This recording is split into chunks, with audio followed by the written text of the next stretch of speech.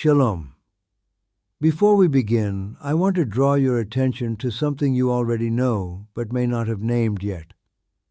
Think about the last time you genuinely made progress toward something meaningful, not scattered activity, not busy movement from one thing to another, but real, measurable forward movement. Now ask yourself what was present in that period that is often absent. The answer, in almost every case, is the same. There was focus. There was a single direction. There was a concentrated channel through which your energy moved, and that concentration is what produced the result. Today we are going to examine why that is not coincidence. We are going to examine why focus and expansion are not loosely related. We are going to establish that they are structurally connected. That one produces the other through a reliable, observable mechanism, that this is not motivational language, it is a law. This is episode 22. The law continues. In previous episodes, we have established several governing principles that shape how reality operates.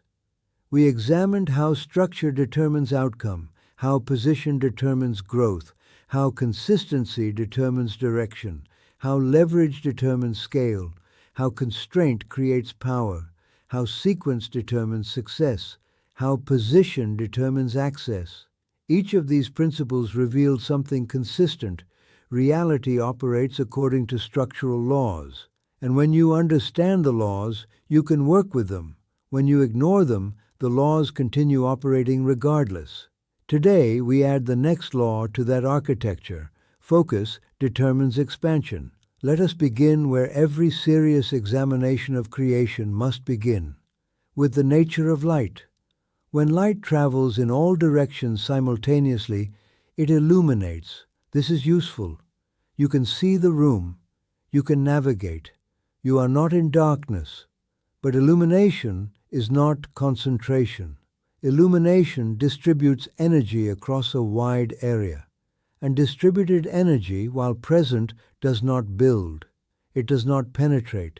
It does not cut through resistance. Now take that same light, concentrate it, force it through a focused aperture, align it precisely, and direct it toward a single point. That same light, with that same underlying energy, becomes a laser capable of cutting through steel. The light has not become stronger in absolute terms. What changed is its relationship to direction. Concentration transformed distribution into penetration. This is the first structural teaching of this episode. The difference between illumination and penetration is not power, it is focus.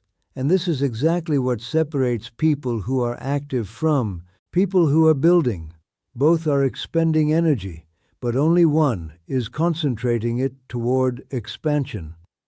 Now I want to go deeper into this because many people hear something like this and they think it is simply advice about being disciplined. It is not advice. It is a description of how expansion actually works. Let us examine the mechanism. Attention creates direction. When your attention goes towards something, your perception, your thinking, your decision-making begin to orient around it. You start to notice things you would otherwise ignore. You begin to ask questions that previously never arose. Your mind begins to map the terrain of whatever you are attending to.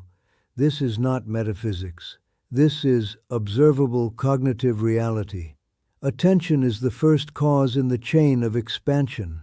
Direction, once established, begins to create structure. When you move consistently in a single direction, you do not simply move, you build.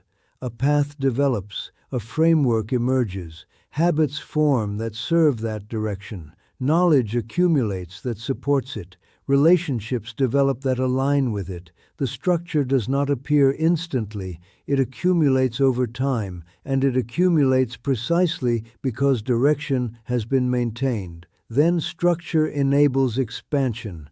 This is the crucial point that most people miss.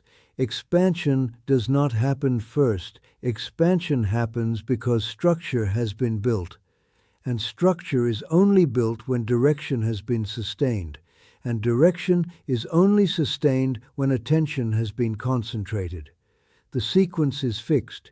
You cannot rearrange it and expect the same outcome. Expansion is the result, not the starting point. This is why so many people pursue expansion and fail to achieve it. They want the outcome without maintaining the conditions that produce it. They want the harvest before they have built the field. The law does not suspend itself for desire. The law operates through sequence. Let us now turn to Torah, because the Torah does not simply teach principles abstractly, it demonstrates them through the lives of those who lived them. Consider Yosef. His story is one of the most architecturally precise narratives in the entire Torah. Here is a young man who receives a vision of his own elevation. He will be great. His brothers, his family will recognize his position. The vision is given. And then, rather than a clear path toward that vision, everything appears to collapse. He is sold into slavery. He serves in Egypt in a foreign house. He is falsely accused. He is imprisoned. Years pass. Now notice what Yosef does not do.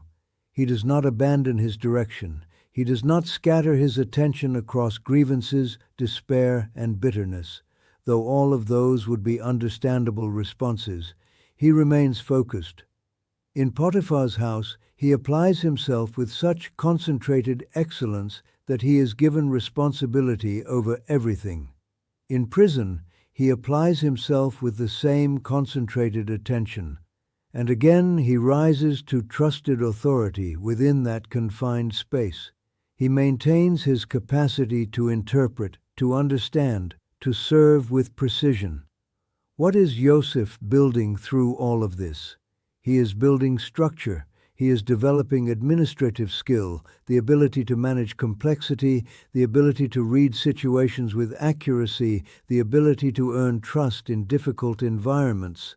When Pharaoh's dream needs interpretation and Egypt needs leadership for a crisis of enormous scale, Yosef is not simply fortunate, he is structurally prepared. He has spent years building exactly the capacities that the moment requires.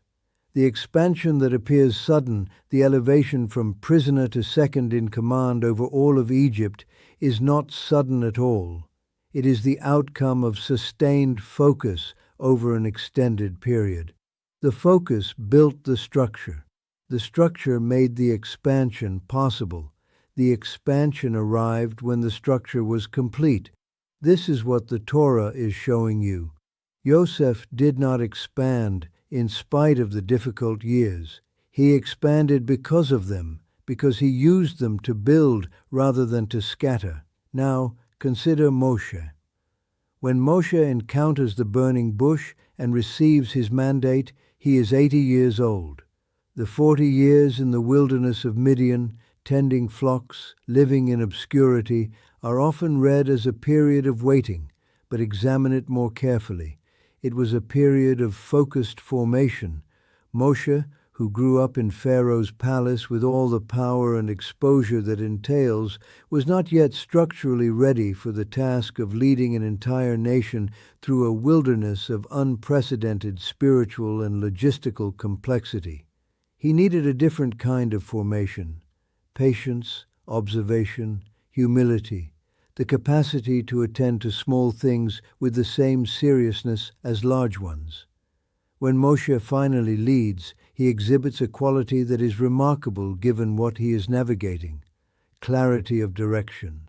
Through complaining, through rebellion, through divine encounter, through legal complexity, through military challenge, Moshe remains focused on a single direction: bring this people to their inheritance. The distractions are constant and extreme. The pressures to fragment, to compromise the direction, to respond reactively rather than architecturally, are enormous. Moshe mostly resists them, and when he does not, as at Mei Merivah, there are consequences that the Torah documents precisely. What Moshe demonstrates is that leadership at scale requires focus at scale. The more complex the expansion you are trying to enable, the more concentrated your attention must be. Diffusion at the leadership level produces diffusion throughout the entire structure being led. Then there is David. Perhaps no figure in the Torah presents a more extended period between divine designation and actual expansion. David is anointed king as a young man. He then enters years of extraordinary adversity. He serves in Saul's court. He faces Goliath. He is pursued into wilderness, living in caves, gathering around him a company of men who are themselves broken and desperate. He could become bitter. He could lose sight of what he was appointed toward. He could scatter his energy into revenge or resignation. Instead, David remains focused. He does not raise his hand against the anointed king, even when he has the opportunity to do so. He builds his capacity as a leader during the wilderness years. He develops the ability to hold complex people together under pressure. He learns battle strategy through necessity. He cultivates the spiritual depth that will make him not merely a military conqueror, but the king who organizes an entire nation's relationship to its God, who prepares everything needed for the temple that his son will build. When the expansion comes, when David finally assumes the throne and then extends Israel's dominion to its greatest historical reach, the structure is there because the focus was maintained through years in which expansion seemed not only delayed but impossible. These are not stories of patience as passive waiting. They are architectural demonstrations. The waiting was building. The focus during apparent stagnation was laying foundations. The expansion that followed was structurally inevitable because the conditions for it had been established. Now, let us address the modern situation, because there is something specific to this era that creates particular difficulty for maintaining focus. The modern world is engineered for fragmentation. This is not an accident. There are entire industries whose economic model depends on capturing and redistributing your attention. Every notification, every feed, every alert, every algorithmically curated stream of content is designed to interrupt whatever direction you are moving in and redirect your attention towards something else. The mechanism is sophisticated and relentless. The result is that the typical person in the modern world is operating in a state of continuous partial attention, never fully here, never fully there, constantly switching between tasks, inputs, platforms, conversations, and concerns. And here is what this produces structurally. Constant switching prevents depth, and depth is the prerequisite for structure. And structure, as we have established, is the prerequisite for expansion. So when people wonder why effort is not producing results, when people feel busy but not building, when activity seems high but progress seems low, often the answer is structural. Not a lack of intelligence or desire or even effort. A lack of focus sufficient to generate the depth from which structure develops. Fragmented attention cannot build. It can illuminate. It can be aware of many things, but it cannot penetrate any of them deeply enough to create the structures that enable expansion. The law does not change because the era has changed. The law applies with the same precision regardless of context. Now, I want to address a misunderstanding that arises almost every time this subject is approached.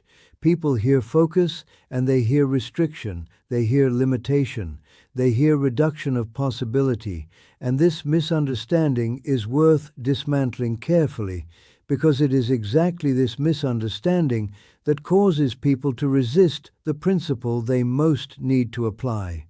Focus is not restriction, it is concentration. These are different things. Restriction says you cannot. Focus says here, not everywhere. Restriction removes options. Focus directs energy. A river is not restricted by its banks. The banks are what give the river its force.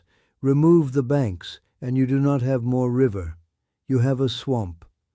The water that was capable of driving a mill, sustaining entire ecosystems, and traveling hundreds of miles to the sea has now become stagnant and diffuse. The same principle applies to your attention, your effort, your resources, your time. Focus does not reduce possibility. It concentrates possibility into a channel where it can actually move. It creates the conditions for penetration rather than mere illumination. And penetration is what builds structure, and structure is what makes expansion sustainable. There is also a confusion between focus and limitation that is worth examining. People sometimes assume that by committing to a direction, they are foreclosing other directions permanently, that by focusing on one path, they are denying themselves all other paths. This, too, is a misunderstanding.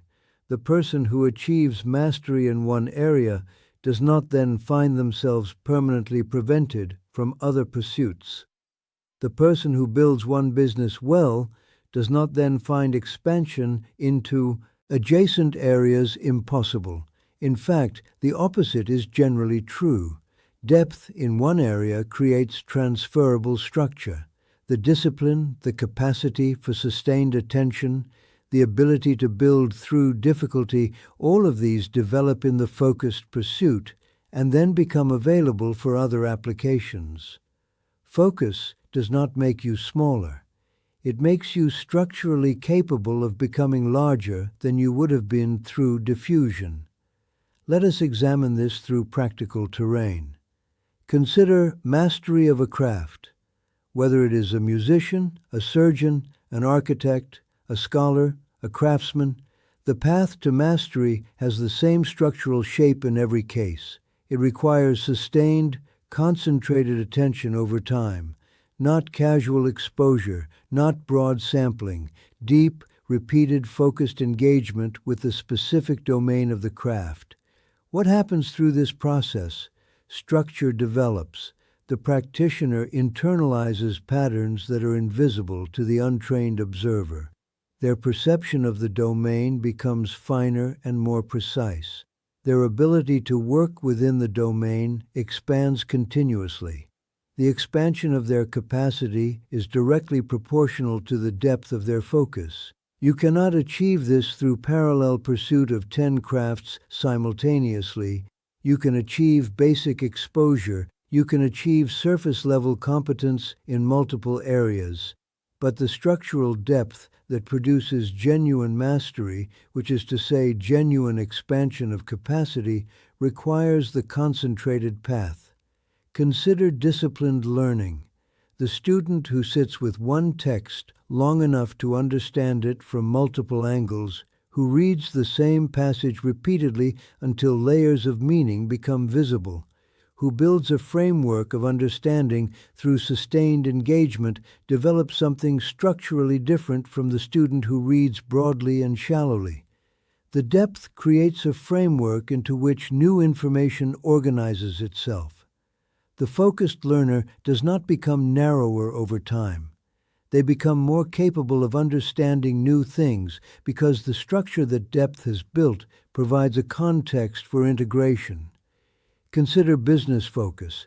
A company that concentrates its resources and attention on serving a specific customer, solving a specific problem, and doing so better than anyone else can penetrate a market in ways that diffuse companies cannot. The focused company builds credibility, expertise, operational efficiency, and reputation in a defined direction. This concentration is what makes scaling possible. The company that simultaneously pursues every attractive opportunity dilutes its capacity to do any of them excellently. It spreads its resources until it is mediocre across many dimensions rather than exceptional in one, and mediocrity does not build the structure that enables expansion. Consider leadership development. The leader who focuses on developing a specific capacity, whether it is the ability to build trust, or to communicate with clarity, or to make decisions under uncertainty, makes real progress in that capacity. The leader who reads about leadership generally, attends conferences broadly, and tries to implement 15 frameworks, simultaneously develops none of them to the depth where they become genuinely structurally effective. Leadership capacity expands through concentrated development over time, not through broad exposure without depth. Now I want to name the specific forces that cause people to lose focus, because naming them clearly is part of understanding how to address them. The first is distraction. We have touched on this. The environment in which we live is optimized to interrupt sustained attention. But it is worth adding that distraction is not only external. Internal distraction, the mind's tendency to drift toward easier tasks, more comfortable topics, more immediately rewarding activities, is equally powerful. Managing distraction requires a deliberate structural response, not simply willpower applied in the moment. The second is comparison. When you observe others expanding in directions different from yours, the natural human response is to question your own direction.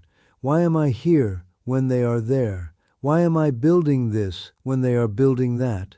Comparison introduces doubt into focus, and doubt is the beginning of diffusion. The person who has genuinely understood the structural relationship between focus and expansion has a tool against comparison that is more reliable than simply suppressing the feeling.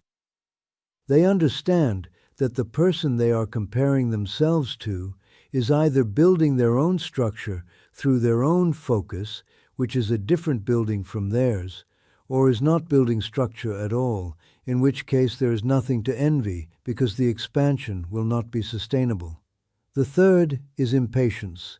Structure takes time. This is non-negotiable. The law does not accelerate on request. The person who focuses for 3 weeks and sees no visible expansion and concludes that focus is not working has misunderstood the timeline of structure building. Foundations are not visible. They are built before the structure rises. Impatience causes people to abandon their focus precisely at the point where it is beginning to produce the depth that will eventually support expansion. They leave at the worst possible moment, just before the compound result of their accumulated attention becomes visible. The fourth is chasing opportunities instead of building foundations. The world presents a continuous stream of attractive possibilities. A new business model, a new platform, a new method, a new connection, a new approach. Each of them represents a genuine possibility. But the person who continuously abandons their current direction to pursue the next attractive possibility never builds deep enough structure for sustainable expansion in any direction. They are always starting, never compounding, always moving, never building. The person who resists this pull, who evaluates new opportunities against the direction they have committed to, who understands that the value of compounding attention only becomes visible over extended time, is the person who eventually has something that the opportunity chaser does not. They have structure, and structure is what enables expansion. Now let us approach the conclusion of this episode by drawing together the architectural principle. Everything we have examined today points to the same structural pattern. Attention creates direction. Direction builds structure. Structure produces expansion. This is not a sequential suggestion. It is a causal chain. Each element in the chain is the necessary predecessor to the next. You cannot have structure without direction. You cannot have direction without attention.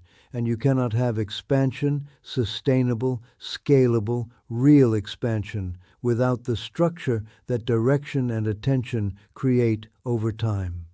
The people throughout history who have achieved genuine expansion in their domains, whether that expansion was in wisdom, in leadership, in creative mastery, in material building, in spiritual development, all of them exhibit the same structural pattern. They remain focused in a direction long enough for structure to develop.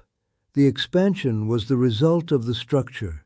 The structure was the result of the direction. The direction was the result of the attention. It is always the same chain. Yosef in prison focused on excellence in whatever role he occupied, building structure across years of what appeared to be delay. Moshe in the wilderness of Midian, forming the capacity that would be needed for wilderness leadership, focused in preparation through decades of apparent obscurity. David in the caves, leading difficult men through impossible circumstances, building the leadership structure that would eventually govern a nation, remaining focused on his appointed direction through years in which that direction seemed impossibly far away. These are not ancient stories that have no bearing on your situation. They are structural demonstrations. They show you the pattern by which expansion actually works. And the pattern is consistent because the law is consistent. Focus is not a personality type. It is a structural choice. Some people find it easier than others due to temperament, training, or environment. But it is available as a choice to anyone who understands what it produces and why it matters. The person who understands the structural relationship between focus and expansion has a reason to maintain focus that goes beyond discipline. They have a reason rooted in structural reality. They are not suffering through distraction. They are choosing depth because they understand what depth builds. The world will continue to present alternatives to focused direction. Distractions will continue to be engineered and deployed. Comparison will continue to appear compelling. Impatience will continue to make present effort feel insufficient. Opportunities will continue to appear more attractive than the quiet work of building structure in one direction. The question in the face of all of this is the same question it has always been. Do you understand what you are building toward, and are you willing to maintain the focus required for the structure to develop? Expansion does not follow desire. Expansion follows focus. Attention creates direction. Direction builds structure. Structure produces expansion. This is the law. It applies to craft, to learning, to business, to leadership, to spiritual development, to every domain in which you seek genuine and sustainable growth. The law does not make exceptions. The law does not accelerate for urgency. The law does not reward scattered activity that resembles focus from a distance. The law rewards actual concentration sustained over actual time. Focus creates the channel. The channel gives force to what moves through it. Force applied in a single direction over sufficient time builds structure. Structure is the architecture through which expansion becomes not only possible but inevitable. Where you place your attention consistently is where structure develops. Where structure develops, expansion becomes possible. Where expansion becomes possible and the conditions are maintained, expansion arrives, not as luck, not as reward, as structural outcome. This has been episode 22. The law continues.